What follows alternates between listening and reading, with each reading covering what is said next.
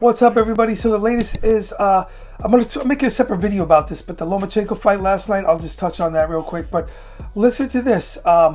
Mike Tyson versus Jake Paul. I can't believe I'm even saying this. It's ridiculous. For real, from a real boxing fan's perspective, someone that watched boxing all his life, going through the 90s, watching every fight, ever not missing any fights, from a small kid to growing up. It's just ridiculous. This is crazy. Mike Tyson, I hear people excited about this. I'm out in the street the other day. Much to my surprise, I heard a guy talking about boxing, and I was kind of getting a coffee, and I'm just listening. And he's like, "Oh, I'm so excited, and this Jake Paul," and I'm like, does he know he's getting ripped off or what? So I'm just looking at the latest fight here. What's this? The latest clickbait. I'll say clickbait because now everything is clickbait online. The so-called legacy media realizes this. New media being, different platforms, a computer, YouTube. You got to have a sensational title or forget it. So forgive me, to compete, to even get 10 views, I need to put sensational titles up. I'm guilty of this myself. Got to do it. You got AI. You're competing with AI. Dragging into ChatGPT, writing a script and spitting it back out with images. And then one bum has the nerve to copyright strike me. Meanwhile, the guy's using Tyson Fury images, all copyrighted stuff, and I'm talking over it. It's called fair use. I'm not going to counterclaim because I don't give a damn. Anyway, because it's not like I'm making a living off this, where that person's probably depending on that. He's trying to take out his competitors. But anyway, I know I said a lot really quick. Deontay Wilder fears Mike Tyson could end up in coma. Oh, please. If the 57-year-old fight, Jake Paul claims no one gives a F about the weight legend's well-being. I don't know what Deontay Wilder said or he didn't say. Is it taken out of context, or is it just all made up? I just think the fight is a scam. Listen, Mike Tyson, you could show him great in 8-second clips, 10-second clips, 15-second clips. I don't care who he's fighting. We all know Jake Paul's not a real professional boxer with skills, because the one time he stepped up against a young man, someone in his age range, was Tyson Fury's younger brother, right? Tommy Fury, and he lost. He lost the decision to basically, for the most part, a non-entity in boxing. What do I mean by non-entity? No one knows who the hell he is if it wasn't for Tyson Fury, because he's just a basic work fighter, a contender, another fighter, out there in the ring that took up boxing, a weekend fighter. I saw carpenters with better skills. What's that fighter, Joe Smith? Dude had more skills than Jake Paul by a mile. And he was winning when he wasn't supposed to win over big time fighters. I think from far he beat the Polish champion. He was a light heavyweight. I think Joe Smith was the name. I don't know, all off the head, but whatever. So this is basically a lot of people. You'll see a lot of people in media pumping this up because a lot of them are generating their money through this. A lot of them are depending on clicks and views for their income. Big boxing channels on YouTube. So some of them, not all, but some of them are going to pump this up. You see this article like with the Daily Mail here. They got to pump this up. They got to make it look like it's something. And then they got to incorporate all these clickbait headlines in here to get people's attention.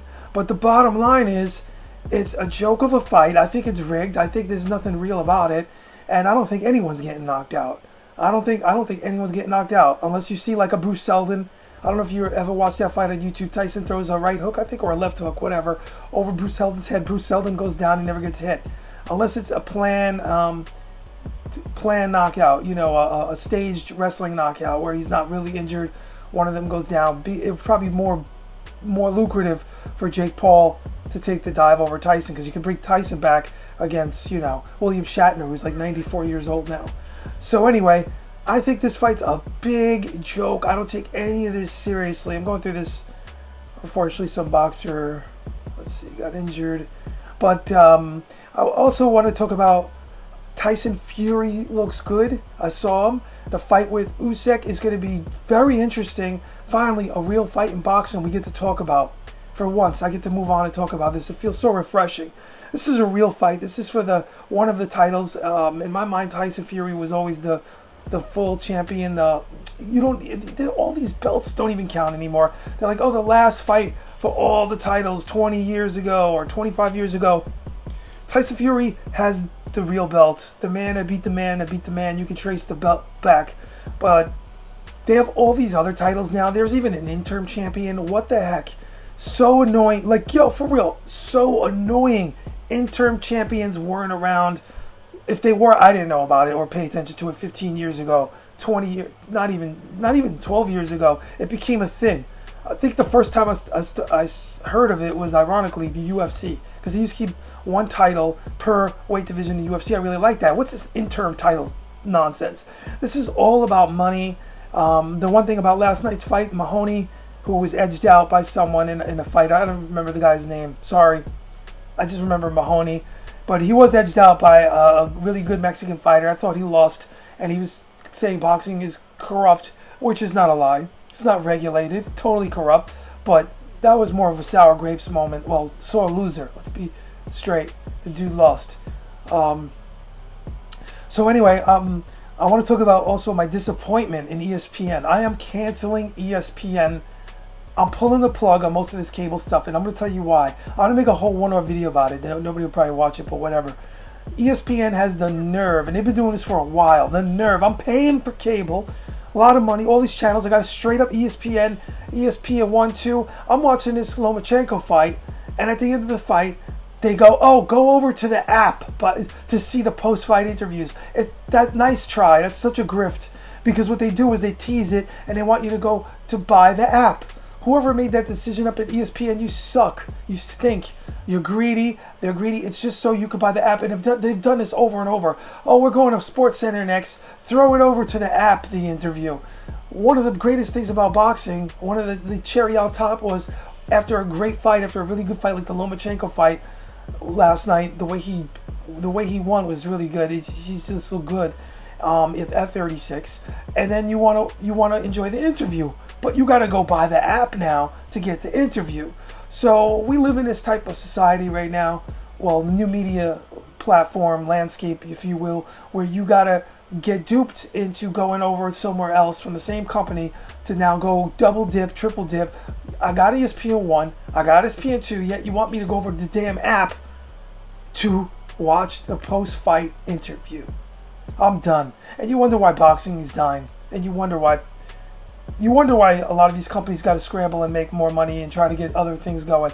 Because, yo, this, for real, from a boxing fan's perspective, straight up canceling ESPN, not worried about it. I honestly didn't even realize it was in my package. That whole package is going. I'm just going to get like Max and Amazon Prime. I'm done. I'll go watch the highlights on YouTube.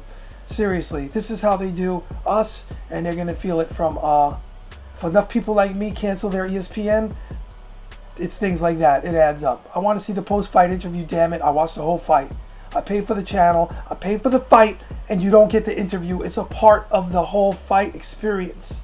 It is. How are you going to do that? Can you imagine HBO or even Showtime back in the day going, okay, if you want to see Larry Merchant interview Floyd Mayweather, we're going to throw it over to the app now. So go buy the app on top of HBO. What? HBO plus this, that, Max, you got to go somewhere else to another app. Totally whack. Not having it, canceling it, and I probably won't put a dent in it, but hey, if enough people catch on, just learn how to save money and don't get hoodwinked into doing this nonsense. Anyway, I'm glad we got a good fight last night. We got the Loma fight was really good. I'll probably talk about that in the next video. I might upload them both.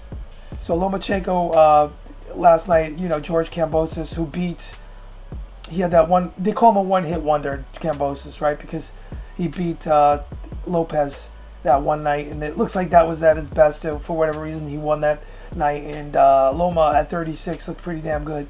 I don't know how long that's going to last. He could lose any fight from here on in, because the way he fights, he needs his legs. He needs to be a younger fighter, like Roy Jones. Once he slipped out of his prime, started losing.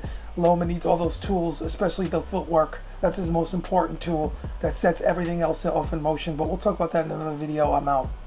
And yo, ESPN, you're getting canceled. Peace.